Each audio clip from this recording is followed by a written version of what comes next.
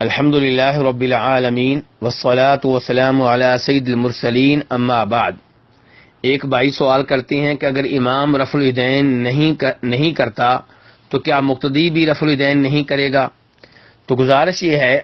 کہ رفع الیدین کرنے نہ کرنے میں نبی علیہ الصلوۃ والسلام کی طرف دیکھا جائے گا، امام کی طرف نہیں دیکھا جائے گا۔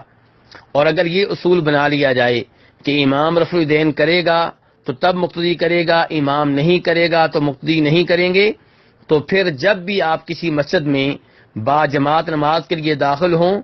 تو آپ کو امام سے پہلے یہ معلومات لینا پڑیں گی کہ آپ رفع الیدین کریں گے یا نہیں کریں گے۔ اور اگر آپ کسی مسجد میں لیٹ داخل ہوں، مثال کے طور پہ امام صاحب 2 رکعتیں پڑھا چکے ہیں، آپ تیسری رکعت میں شامل ہونے والے ہیں اور امام رکوع میں جانے والا ہے، تو آپ کو نماز میں شامل ہونے کی بجائے پہلے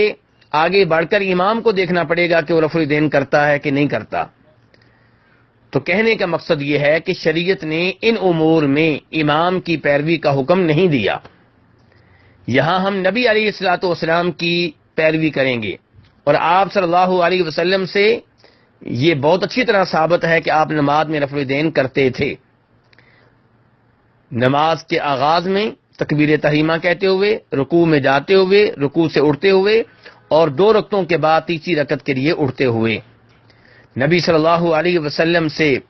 ایک نہیں بہت سی احادیث ثابت ہیں جن سے پتہ چلتا ہے کہ آپ نے رفع الیدین کیا، بلکہ یہ ایسی سنت ہے جو کینسل نہیں ہوئی، منسوخ نہیں ہوئی، بلکہ آپ آخری وقت تک رفع الیدین کرتے رہے ہیں۔ اور اس کی واضح دلیل وہ احادیث ہیں جنہیں جناب مالک ابن حویرث رضی اللہ تعالیٰ عنہ اور وائل بن حجر رضی اللہ تعالیٰ عنہ روایت کرتے ہیں، اور یہ وہ 2 صحابی ہیں جو آپ کی زندگی کے آخری ایام میں، آخری سالوں میں مسلمان ہوئے ہیں، یہ پہلے مسلمان نہیں تھے، اور یہ یمن سے آنے والے 2 صحابی ہیں۔ انہوں نے جو نمازیں آپ کی دیکھی ہیں وہ نبی علیہ الصلوۃ والسلام کی زندگی کی آخری نمازیں ہیں، اور یہ دونوں صحابی بیان کرتے ہیں کہ ہم نے نبی علیہ الصلوۃ والسلام کو نماز میں رفع الیدین کرتے ہوئے دیکھا، اور ان کی احادیث کو امام بخاری اور امام مسلم نے روایت کیا ہے۔ تو ثابت یہ ہوا کہ آپ نے رفع الیدین آخری وقت تک کیا ہے، اس لیے ہر نمازی کو چاہیے کہ رفع الیدین کی سنت کو اپنائے تاکہ زیادہ سے زیادہ اجر و ثواب لے سکے۔ اگر آپ رفع الیدین نہیں کریں گے تو اس سنت پہ عمل نہ کرنے کی وجہ سے اجر و ثواب سے محروم رہیں گے۔ اب سوال یہ پیدا ہوتا ہے کہ امام کی پیروی کن چیزوں میں کی جائے گی؟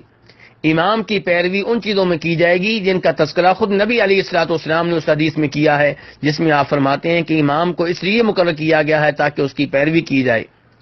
تو وہاں پہ آپ نے وضاحت کی ہے کہ جب امام اللہ اکبر کہے تم اللہ اکبر کہو، جب امام رکوع میں جائے تم رکوع میں جاؤ، جب امام رکوع سے سر اٹھائے تم رکوع سے سر اٹھاؤ، جب تم امام سجدے میں جائے تم بھی سجدے میں جاؤ۔ تو اس سے پتہ چلا کہ امام کی پیروی ایسی چیزوں میں کی جائے گی: نماز کا آغاز کرنے میں، رکوع میں جانے میں، رکوع سے اٹھنے میں، سجدہ میں جانے میں، سجدہ سے اٹھنے میں، سلام پھیرنے میں، ان چیزوں میں امام کی پیروی کی جائے گی۔ باقی رہا رفع الیدین کرنا، اس معاملے میں امام کی پیروی نہیں کی جائے گی، بلکہ امام اعظم جناب محمد صلی اللہ علیہ وسلم کی پیروی کی جائے گی، اور ہر نماز میں رفع الیدین کرنے کی کوشش کرنی چاہیے۔ واللہ تعالی اعلم۔